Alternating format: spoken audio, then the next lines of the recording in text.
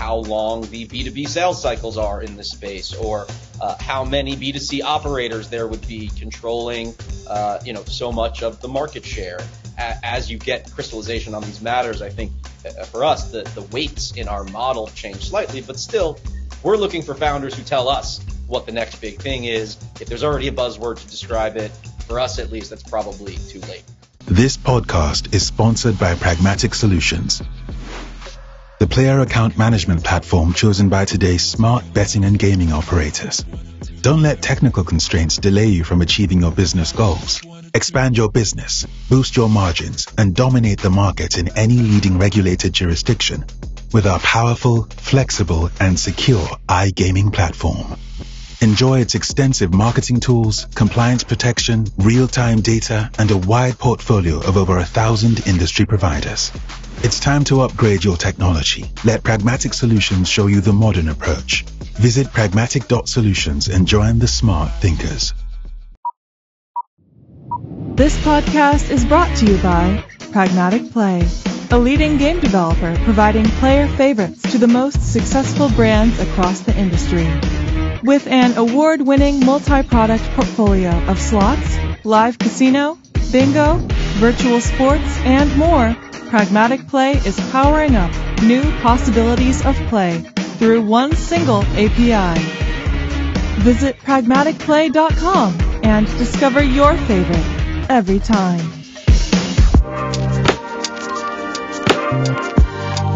Bingo, bango, bongo, we are back. Only 3 things that you can be sure of in life: death, taxes, and of course, monthly reoccurring vested interest episodes. Benjie, Lloyd, it's great to be back here together. We have an action-packed agenda today, so just jump straight into it today, okay? The regulated online gambling and sports betting space is becoming more and more difficult to navigate. Only in the last few months, several operators in the US, including Tipico, Betway, SaharaBet, 888, and others, have exited the US market. That makes me wonder if active investors like yourselves are looking at opportunities outside of the United States, or perhaps outside of the regulated space in general. Lloyd, I know that not that many people have heard about this, but you recently announced your second fund. Are you still confident in the regulated space in the US as it pertains to new investments, or are you mainly looking elsewhere? So when I think about the US-based funds that allocate to this space, I don't want to speak for them. I'll speak for myself and what I believe to have been their pitches to their investors, and Benjie's an LP and a few others, and perhaps can comment. For the most part, even when the, let's say current vintage of funds was raised for 2 or 3 years ago, there wasn't really that much interest in funding companies that were directly competing with DraftKings and FanDuel for market share. You have some funds that would say we're B2B only. You would have other funds that say, we're looking outside the US to invest in technologies that we can import.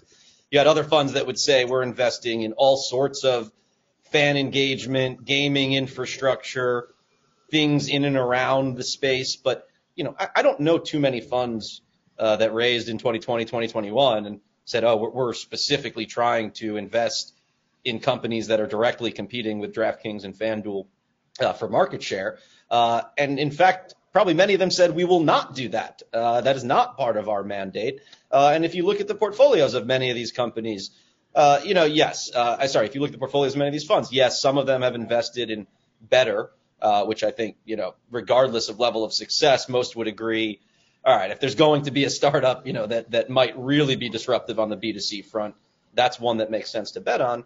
Other than that, there hasn't been much, consensus VC allocation toward B2C recreational fixed odds US-based sportsbooks. So I just want to say that as number one. I don't think anything is changing per se. I think there were always more fixed odds B2C operators than investors had appetite for. With all that said, certainly if you look at the last 2 deals we've announced, for example, one is a company called C-15 Studio. They operate, distribute, and monetize streaming channels for some of the biggest sports leagues in the world, including Formula One. In phase 2 of this company's trajectory, they may and hopefully will layer in interactive experiences on top of the video streams. And that's where gamification and sports betting and micro betting and things like that might come in, but it's not core or critical to their phase one success.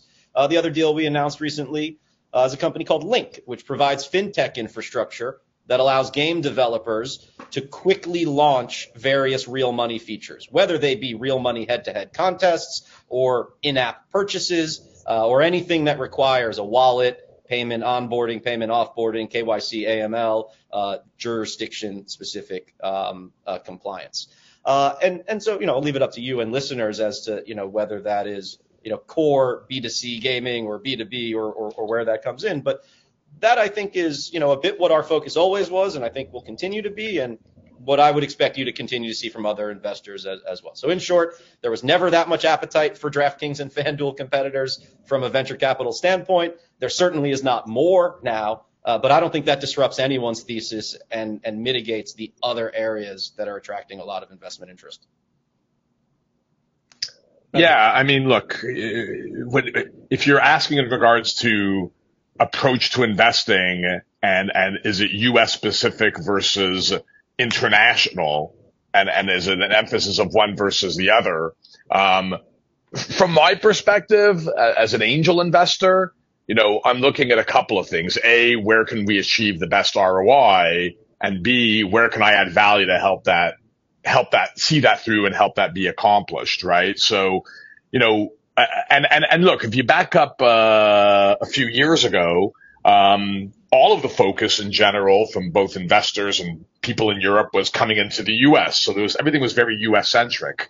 But we see now, look, I'm seeing a lot of opportunities now outside the U.S. There's a lot of emphasis right now on the South American market and on the Brazilian space in particular. And, if I had $1 for every deck I've seen on a sportsbook startup in Brazil, I'd have a lot of dollars in my pocket right now. And, how do you make sense of all those opportunities is another story, but there's no shortage of those opportunities out there to be considered. And even when I look at my portfolio, Lloyd and Pierre, not everything I've done is U.S. specific. Look, we just saw announced the acquisition of Zero Flux by Caesars, which is a company in which I was quite involved from the get-go, and Zero Flux is an Australian company based in Australia, founded in Australia. All of their initial customers were in Australia until they brought on board Caesars, and I wouldn't consider that a U.S. focused investment. So, and again, that isn't today. That was an that's a few years ago that got going. So, to Lloyd's point, I think that very few of us have ever wanted to get involved in companies that are going to be going head to head against a FanDuel or a DraftKings or an MGM. You're always looking for companies that are doing things a little bit differently. And now as it pertains to the international side, I think we're certainly seeing opportunities out of South America, out of companies like Australia, Europe, et cetera. For me, it's a question of where can I get involved and add value on the value chain. We'll add a couple more comments to that just briefly. There are a couple of funds that I will say I think as of late have pivoted to focusing a bit more on gray market opportunities and have seen the amount of regulatory burden that regulated opportunities require and the superior unit economics that things like sweepstakes and crypto betting and Telegram betting can offer. I think other funds have probably moved further away from those things. In 2021, if you raised a fund, maybe your LPs didn't really know what crypto was and kind of were interested and open to having exposure. In 2024, unless your fund documents specifically say you're allocating to, crypto or Web3, I think a lot of managers are holding back to some extent. I would also just add, while there's no doubt that there's a massive international opportunity, and I think this is a topic we covered, I forgot how many episodes ago, and won't steal the thunder of any Kiro Gaming news yet to be announced, but Kiro Gaming, which Benjie and I are both investors in, to me is a perfect example of a U.S. play that has benefited from the recent shift in focus international. In the early days of Simple Bet, everyone said no one's ever going to want micro betting. Maybe they want it in the U.S. No one will ever want it anywhere. Now everyone has woken up to the fact that is not the case. Everybody wants micro betting and same game parlays. And so all the non-U.S. operators are racing to say, how can we get set up as quickly as possible? And you know what? Simplebet allegedly is, going to be acquired by DraftKings. Angstrom was bought by MGM. And Kira is kind of the only show, or at least the most coveted show in town right now, for international operators seeking to replicate the success in micro betting that they've seen in the U.S. So I would just throw in that you can be bullish on international gaming expansion and capitalize on that growth without necessarily making non-U.S. domiciled investments. Yeah, now we're kind of angling into a whole other topic, which is companies that were initially founded in the U.S. with a U.S. angle, and through being opportunistic have expanded their TAM into the wider space globally. Look, you look at a company like Optic Odds, and what they're beginning to do on the B2B side globally is becoming really interesting.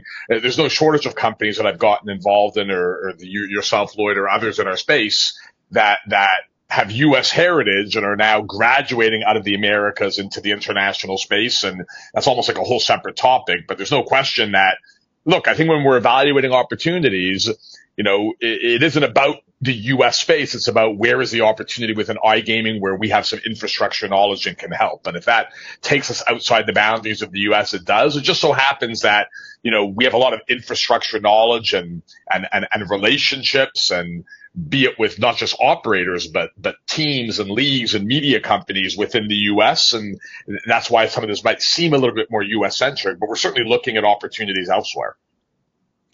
Yeah, I suppose to summarize here, it seems to be easier for the kind of U.S. born startups to expand internationally in the .com markets and in the gray space. There isn't perhaps that regulatory oversight or a licensing system to spend that much time and effort on, whereas a lot of the European-centric startups, they perhaps see the opportunity in the United States, but they are faced with this really expensive entry and regulatory challenges on a state-by-state level, as US is obviously not one market. US is, 30-something active sport betting markets today. But on that note, I wanted to also mention, Lloyd, you mentioned the interactive gaming experiences here that you have invested in. I don't know if you guys have seen, I'm going to Tallinn tomorrow for the yearly YOLO event, and they have invested in a really funny, interesting startup called marbles.io, and they have basically gamified marble races. Have you seen this?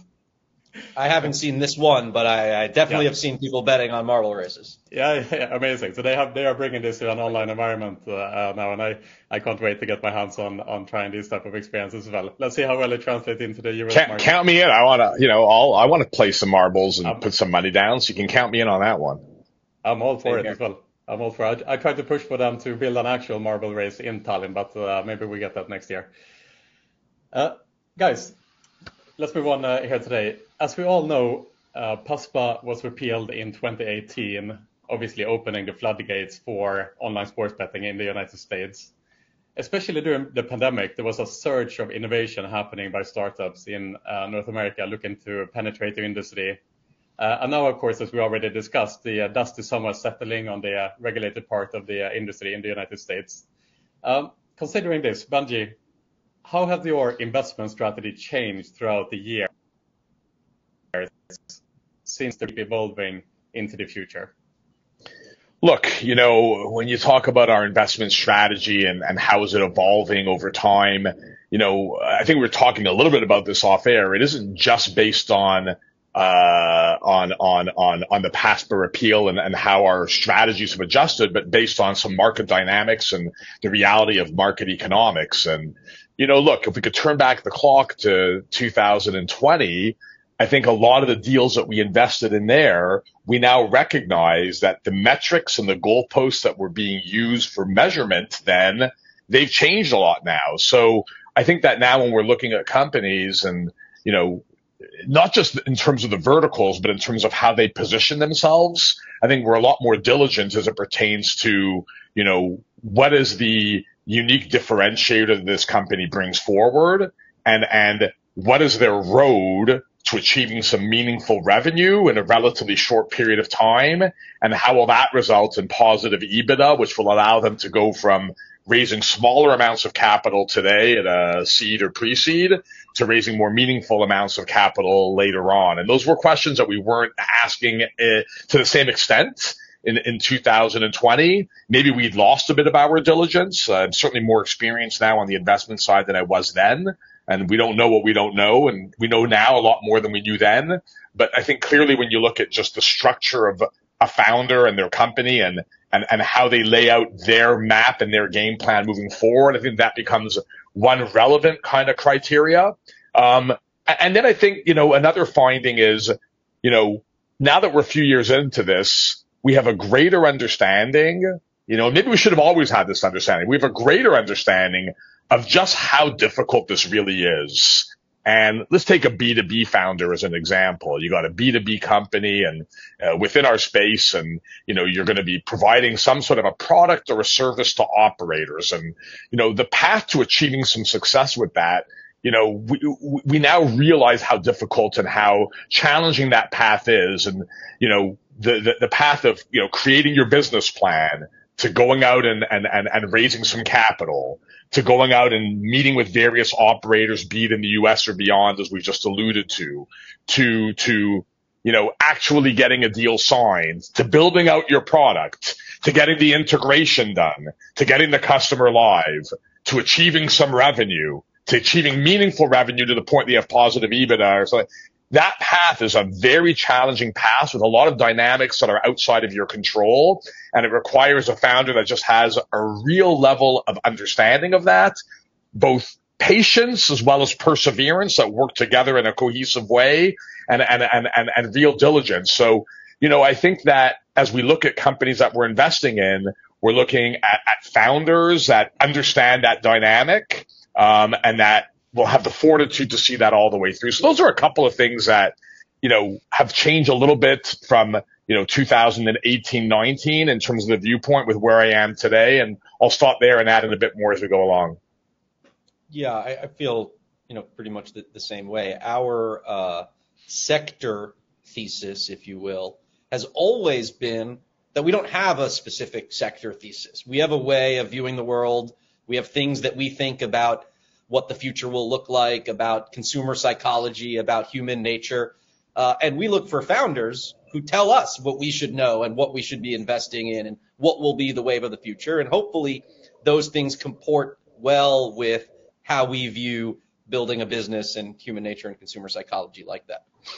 Now, certainly maybe the weightings of that model have changed a little bit as we've gotten further crystallization, to Benjie's point, on how long the B2B sales cycles are in this space, or how many B2C operators there would be controlling, so much of the market share. And as you get crystallization on these matters, I think for us, the weights in our model change slightly, but still we're looking for founders who tell us what the next big thing is. If there's already a buzzword to describe it, for us at least, that's probably too late. The biggest transformation for us, I think, has been, as Benjie mentioned, more on the macroeconomic and just broader venture capital dynamics side. We have grown far more founder focused. We absolutely apply the test you've heard me articulate on this program many times. Is this a founder or management team whose future earnings we want to own a stake in, regardless of what they are building? And the answer must be yes to move forward. And part of the inputs into that decision of assessing whether they are such a founder is, to Benjie's point, have they woken up to and are they aware of the shifting dynamic in what investors expect from founders in terms of traction and behavior and professionalism at various stages? And have they achieved those things? I think investors have a lot clearer view now of what a seed or Series A deal looks like or feels like. Whereas in 2020, 2021, when valuations were increasing 10x every 6 months, it was a lot easier to lose a sense of what a seed or Series A deal looked like. And when I run analytics and look at our deal pipeline, what I notice is far lower percentage of deals are making it past our initial screening today compared to 4 or 5 years ago. But a far higher percentage of the deals that make it past our initial screening are making their ways into later stages of advanced diligence and eventually deals getting done. And I think part of that is that, we have just enhanced our filter we know what to look for. But in part, the market has done some of the work. For us in this space, it is very, very obvious what a seed stage company with XYZ KPIs and traction and founder pedigree should be able to raise at and should be presenting as. And it becomes a lot easier, I think, when there's a more concrete definition of what a seed or Series A round looks like to filter out and identify companies that are not on a healthy, sustainable fundraising trajectory, or that have founders who have not yet, perhaps woken up and taken their medicine as relates to the new economy. So I really think it is the broader macroeconomic and, valuation and supply and demand dynamics that have shifted investor philosophies and allocation approaches. It just feels sector specific sometimes if you are in a sector, because that's all you're surrounded with and that's all you know. But I think a much smaller amount of the shift that entrepreneurs may be observing from investors is sector related. A larger portion is these macro factors. And I think another dynamic within that I'll just add in here, Pierre, as it pertains to founders who are coming out with business plans today and pursuing capital, is that the other thing that you're up against is a lot of folks on the investment side. I've heard Chris Grove say it. I certainly say it.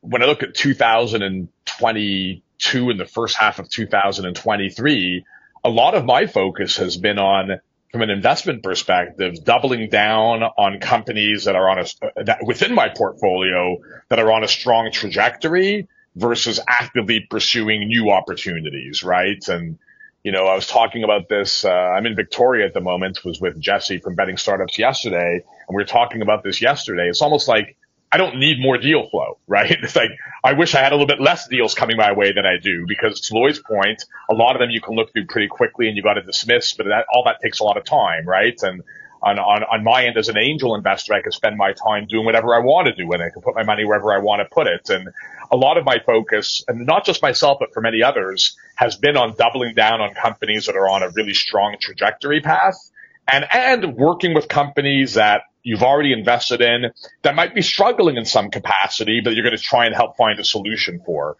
And all that takes time. All of that is a distraction, be it in many instances a positive distraction for a company on a great trajectory, or a not as positive a distraction for a company that's muddling along that you want to try and help break through in some capacity. But it limits time away from other proactive investment opportunities that might otherwise be considered.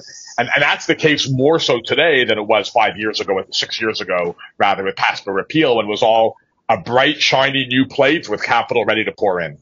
Yeah, I think this is a really important point that a lot of founders maybe miss sometimes. And, we raise money, not as much these days, but sometimes from high net worth individuals as well. And so certainly experience it as well. If you imagine that, you're an angel investor, you're a high net worth individual, you don't have a boss, you don't have a requirement to make investments, and you maybe made more investments than in retrospect you wish you had in 2020 or 2021. You really sprayed a lot of checks out there. In retrospect, you wish there were a few fewer.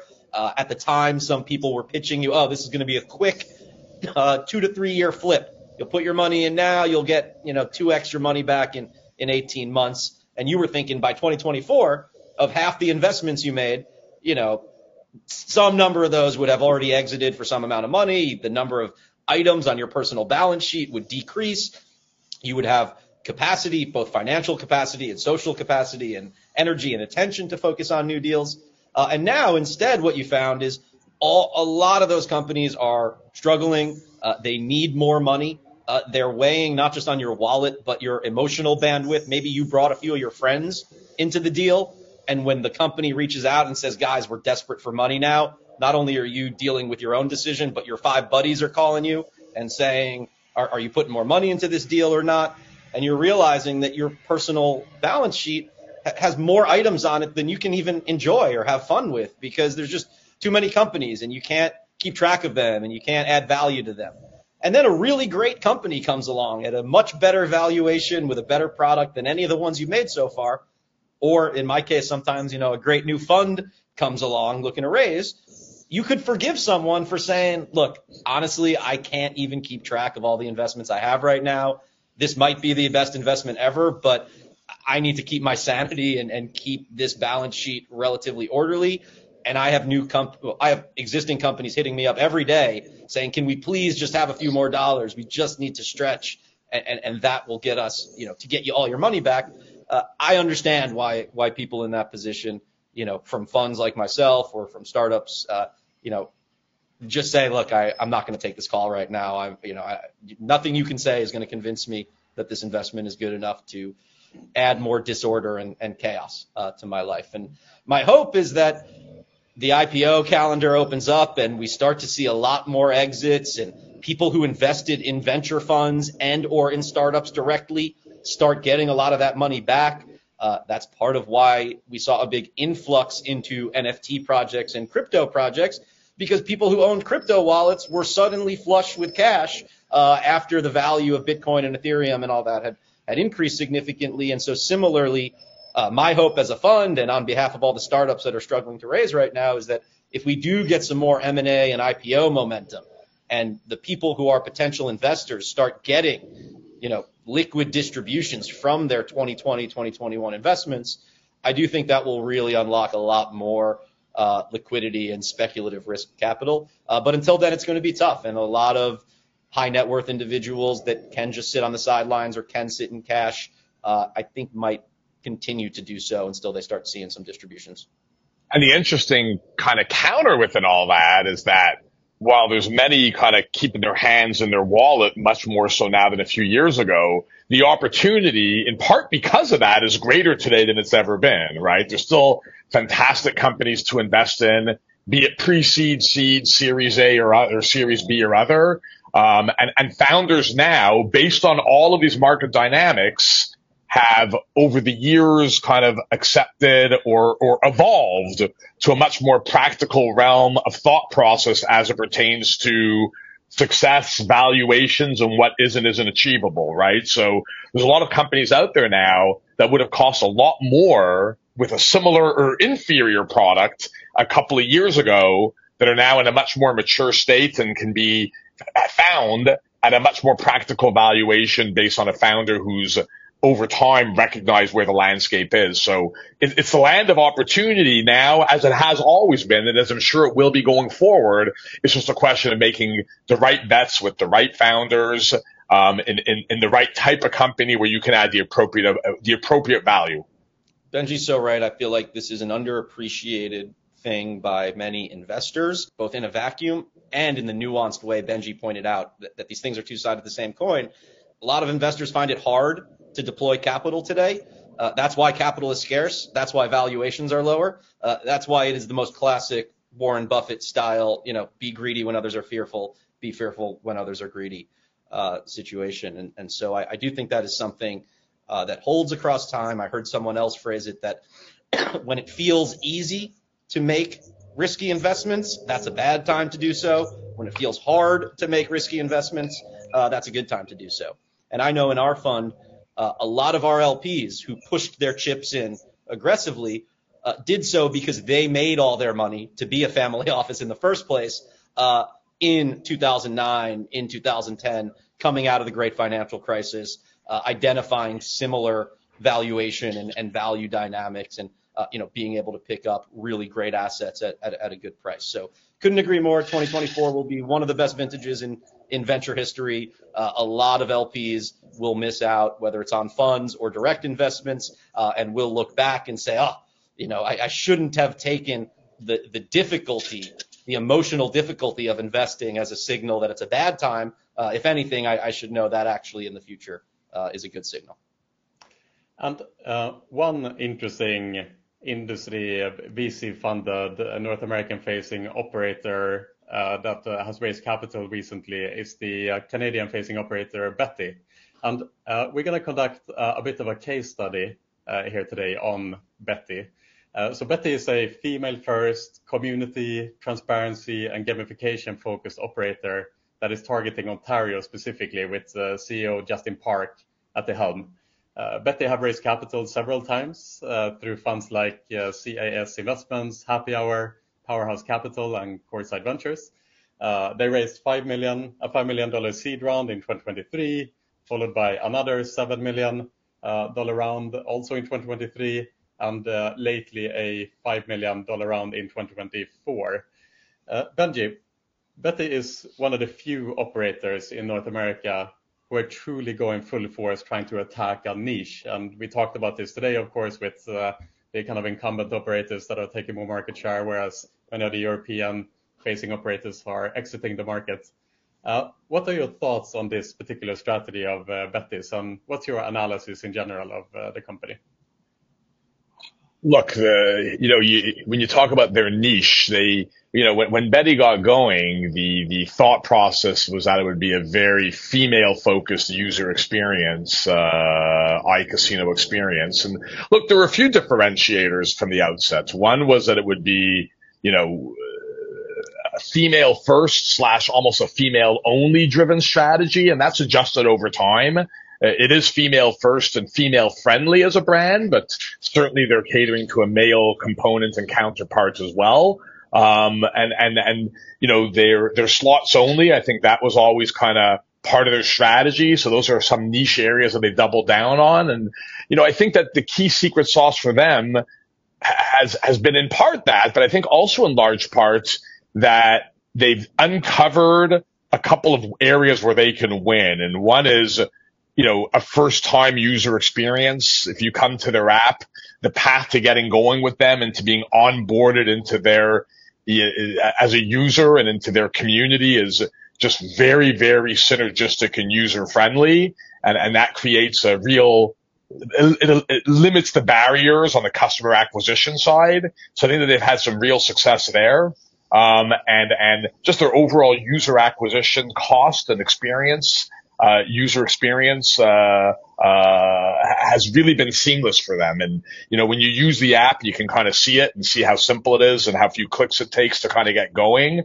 And they've just been very, very meticulous and detailed in their entire approach. They built their own technology from scratch, and they've come in both under budget and ahead on time in terms of how long it's taken them to do that. And it's really just a founding team and a team of people that they've hired that are delivering every step of the way in what they're trying to do. And, strategically, there have been other companies that have come out and saying, we're going to be a sports book for females or a casino for females. And most of those haven't had success. But I think because they've paralleled that with, not a female only, but a female first strategy, and coupled that with some other differentiators that are superior to their competition, that's put them in a place where they've been able to achieve some pretty meaningful success in a short period of time. I'm not an investor in Betty, only because the valuation was just too high for us to hit our ownership targets. But as Justin knows, I'm a big fan of his and how he operates, and I'm happy to espouse or just champion a bit his approach to company building here. And we'll say it not as to be dismissive of any of Benjie's points, because of course they're all correct. But I don't care about any of the things that Benjie said. Was it interesting that he was doing a female and Ontario focus? Maybe. I think that's a hard question to answer in a vacuum. Sometimes I find when founders tell a successful story in a way that is meant as advice to other founders, it's kind of like saying, here's the lottery ticket that I bought. You should choose these same numbers.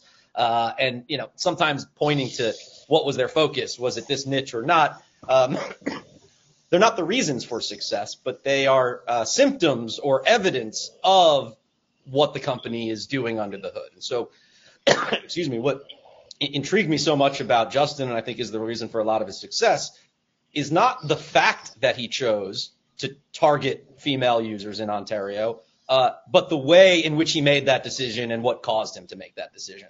And the reasons why I wish his valuation was cheaper so that we could have invested, and the reasons I consider Justin someone whose future earnings I would like to own a stake in, again, has nothing to do with choosing a female focus, but all the work that he does in supporting why.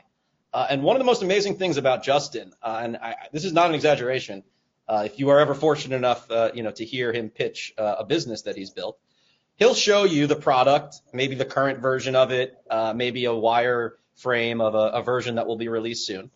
And you point to any button on that product, any feature that it has, and say, why did you make that decision? And he will show you an entry he wrote in his diary 5 years ago about why he thought he should set in motion a sequence of events that 5 years later would position him to deploy exactly this button and exactly this app. And he'll show you all the steps along the way and the revisions of the thinking and the investor updates that he sent out along the way, where he gave very honest assessments of whether his ideas were working out well or actually were failures and needed to be reconsidered. And so to me, it is for those reasons and the type of founder and the type of incredible thoughtfulness, process orientation. People who know Justin will know he clearly he's a soft-spoken guy, but there's a lot going on in his head. He has clearly thought deeply about every word, every comma, every semicolon, and things that he sends out to investors and who he deals with. So, I don't know if many of their metrics are public yet, but we receive their investor updates, and they have been doing quite an impressive job. And I am not smart enough to attribute it to any specific facets and features of the app. Maybe it's that they're slots only. I do think they probably have a superior UX to any of the big casino companies. Frankly, it looks like a 21st century Silicon Valley app more than almost any of the other casinos. But to me, a lot of Betty's success really comes down to the mission and the vision of their founder and how much process and thoughtfulness goes into all of these decisions. So I don't know where they'll end up and whether they'll be female focused or Ontario focused in the future. But I would be shocked if they are not massively successful in whatever markets they focus on. Yeah, that's so on the growth of Betty, Lloyd, you mentioned what is public and what is not. What is public is that the company is understood to have achieved an 8-figure net revenue run rate that has grown 30% month over month since launch, and that was comes from a news report that we put out in January. So that's what's out there at the moment. Benjie, sorry, go ahead. Yeah, actually, I think if you can dig up Justin's most recent LinkedIn post, he'll give you some updates from there, to where in the eight figures they are. So it's been meaningful growth continued through the first half of this year. But to Lloyd's point, and you talk about the entrepreneur and the level of diligence, you're absolutely right. Whatever Justin's next business will be, if he needs to do one after Betty, who knows? He's probably already plotting that in his mind based on something that happened to him yesterday, walking down the street where he saw something 100%. Which sparks an idea that's there's probably 15 of those ideas percolating in his brain, and somewhere down the line in the next decade, that will be the birth of his next business plan. And, it's an unfair advantage when you got someone who's thinking 7 or 8 steps ahead of everyone else. It creates a level of, it creates a bit of an unfair advantage. I wouldn't want to play chess against the guy because before I've made my first move, he already knows where I'm going and he's already 7 or 8 steps ahead of the rest of us. So, there's no question that the value as it pertains to the individual and how he drives that company forward, and in turn, how that culture permeates throughout the other people who are brought on board, his other business partners who are maybe less visible than he is, and the culture of, bringing in people that will put forth new ideas and help grow the company in a way in which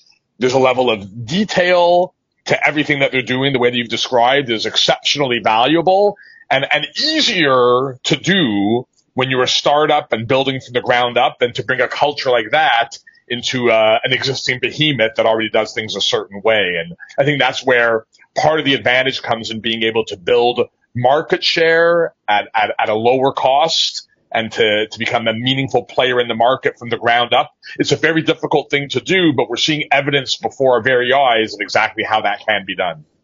It's funny. Benjie's comments remind me of an interview that I listened to recently and the conversation we had on this podcast a few episodes ago about founders experiencing burnout. And Benjie and I both kind of said, we almost don't know what that term means because a lot of the best founders we find are just naturally driven.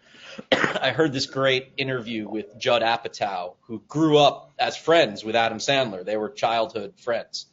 And Judd Apatow is telling a story about how when they were, 11 years old, no social media, no video cameras or anything, but that Adam Sandler, the way Judd Apatow described it, he had so much comedic energy that he would sit in his room by himself doing prank calls all day just to amuse himself. Before prank calls were popular, there was no one videoing him. It wasn't for content. It was just he had so much comedic energy, and he needed an outlet for it. And, doing prank calls from his bedroom when he was 11 was that outlet. And I think there's something similar about great entrepreneurs or entrepreneurs who are oriented toward the right task. They have more entrepreneurial energy and horsepower and motivation to build and progress than their co-founder or co-workers or employees, could ever possibly absorb. And so the only thing for them to do with it, and certainly their families, so the only thing for them to do with it is, as Benjie was saying, is constantly be plotting, writing down, taking thoughts out of their minds and putting them on paper and into diagrams and into business plans and using them to figure out next steps and steps beyond that.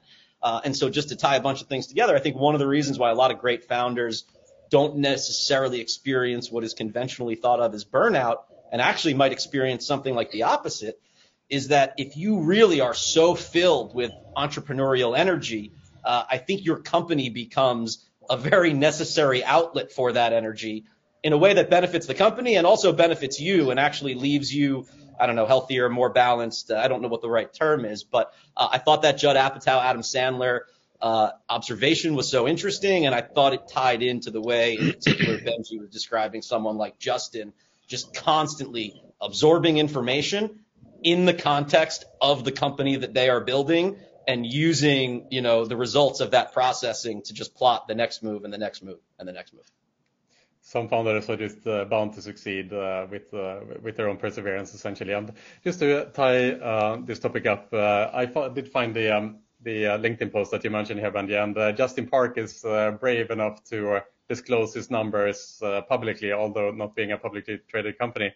And he publishes the June's revenues to be up to 3.7 million in net revenues. And they have grown about 3 times since January. The net revenues keep climbing every single month. They have tripled the amount of active players they have from January to June, and the company seems to be steadily on the incline considerably. So yeah, well done to Justin and Betty for sure. Lloyd, maybe they weren't overvalued after all. Well, time will tell.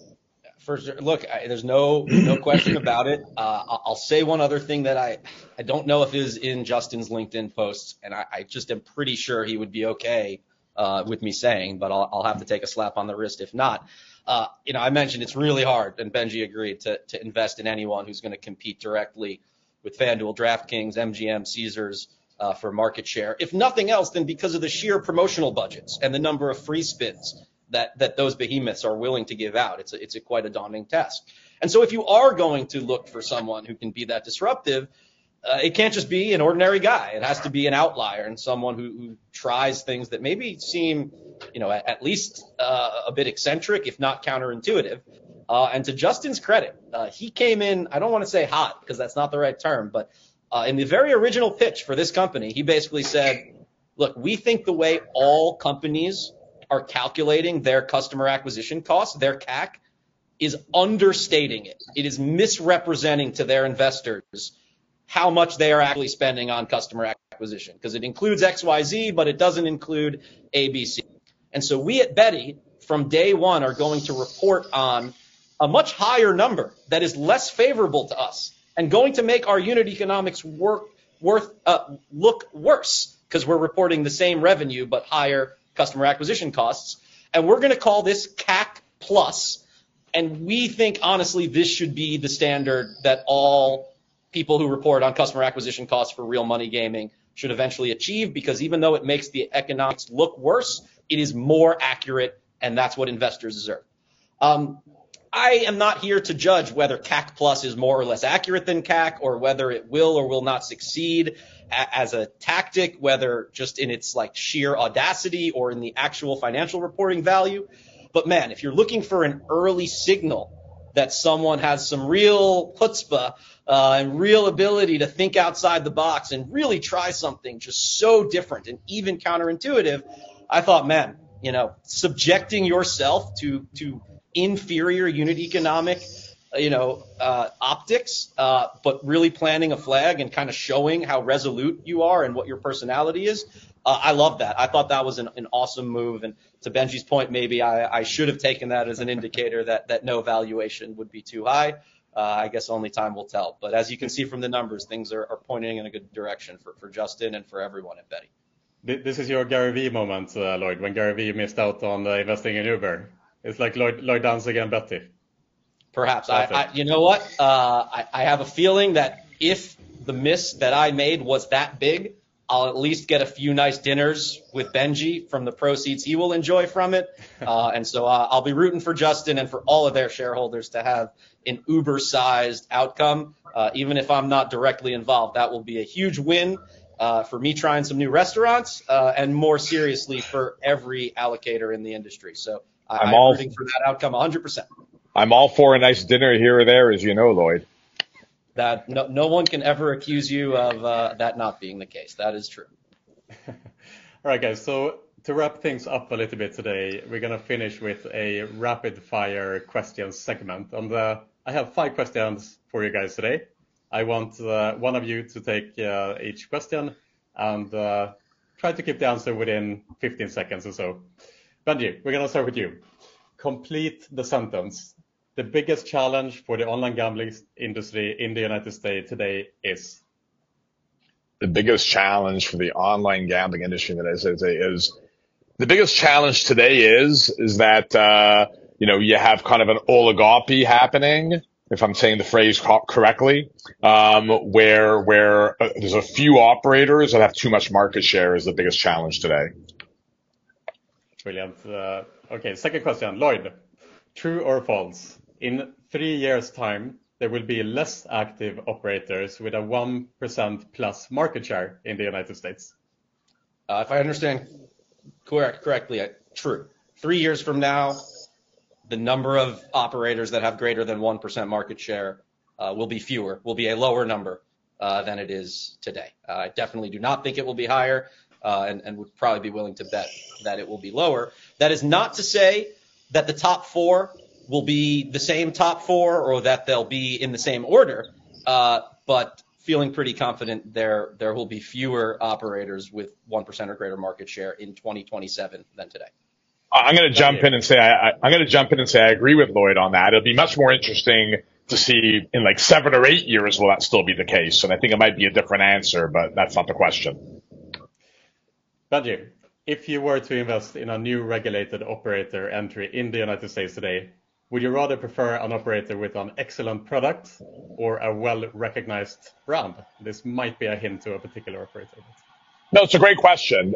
At the end of the day, personally, I would invest in the company that's got the stronger product today and let them build the brand around the product. I can see the argument coming the other way around, but I would look for the one that has the product differentiators and that can be a disruptor. I hate to say it, but I think the answer is both. I think there are now countless examples of big brands that have failed with mediocre products and of mediocre brands that have failed with, world-class or at least top-tier products. And so that's cheating, and that's not a welcome answer to any challenger brand. But I do, sadly, if you will, think probably the answer is some combination of both. What kind of an answer is both? You can't be both. It's like one or the other. You got to put yourself out there. It's an easier answer to give when you go second because you're just guaranteed to look right. That's what I'm saying. Love it. Lloyd, currently 4 operators share 90% plus market share in the United States. Will this oligopoly, as Benjie pointed out earlier, still exist in 3 years' time? Yes, there will be 4 operators that own 90% or more combined. I don't know if it will be the same 4, and I definitely don't know if it will be in the same order as it is today. Brilliant. Benjie, do you want to take a stab as well? I think I agree with Lloyd. And again, I think the more interesting question isn't in 3 years' time, but in 7 or 8 years' time, as we have a little bit more time shifting, will any of the kind of new incumbents or companies that haven't come into the space yet be able to overtake and change things? But it's going to take more time if that's going to be the case. So I'm with Lloyd that will, within 3 years' time, it'll still be 4 operators. Final question here today. Benjie, complete the sentence. Disruption of the incumbents will come from?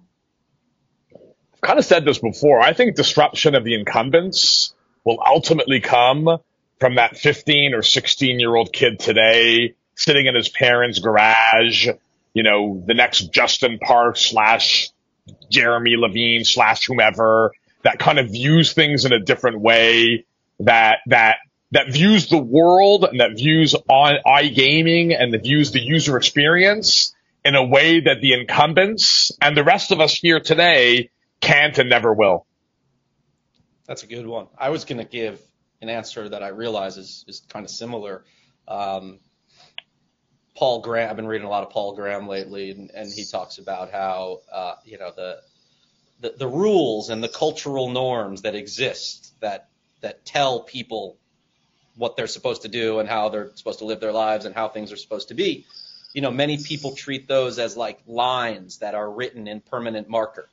But actually, Paul Graham points out, there are some people and even some kids from early ages who recognize that these are actually just dotted lines and they're written in pencil, if you will. It's easily erasable, and that, there are no rules. Nothing is real. You can make, whatever you want out of the universe. And there are just some people who I think are born or somehow early on in their life come to view these, quote, lines that exist that keep everyone in file around them as merely dotted lines that you can easily go outside of and just have totally different conceptions for how things should be contemplated. And I think someone who views the world around them as being at best kept in place by dotted lines is the type of person, probably that is someone with youth on their side, to Benjie's point. But at any age, it's just someone who takes a completely different viewpoint, comes up with something that we don't have a buzzword yet. And funny enough, 10 years from now, at every SBC conference, there's going to be an entire track or an entire focus on, what is the past, present, and future of blank, and whatever that blank is, doesn't exist today. And whoever comes up with what that is probably is not in the industry, at least directly today, and probably has a long history of, viewing cultural and societal norms as merely suggestions. Great answer, Lloyd, but we will have to return to the rule book of the rapid fire structure for the next time we turn this around. I love it, though. Guys, thank you so much for great insights and good looks here today. It's been another fantastic episode of The Vested Interest. I can't wait to do it again, guys. Thank you.